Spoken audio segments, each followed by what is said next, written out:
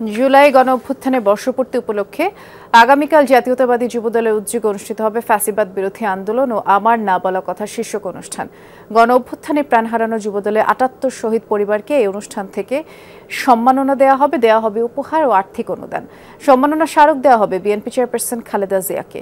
রাজধানী engineers institution প্রাঙ্গণে এই অনুষ্ঠান হবে বলে সংবাদ সম্মেলনে জানান যুবদলের সভাপতি মোনায়েম মুন্না। বলেন, আগামীকালের অনুষ্ঠানে কোনো সাংগঠনিক শক্তি প্রদর্শনের নয়, বরং জুলাই শহীদদের সম্মান জানাতেই এই আয়োজন। এছাড়া ২৪-এর গণ অভ্যুত্থানকে গতিশীল ও ফ্যাসিবাদের পতন ত্বরান্বিত করতে ভূমিকা রাখা যুবদলের ১২ জন প্রবাসী নেতাকে সম্মাননা দেওয়া হবে। পাশাপাশি যুবদলের ৬ নেতাকে দেওয়া হবে মরণোত্তর সম্মাননা স্মারক। বিএনপির ভারপ্রাপ্ত চেয়ারম্যান তারেক রহমান, মহাসচিব মির্জা ফখরুল ইসলাম আলমগীরকেও সম্মাননা দেওয়া হবে।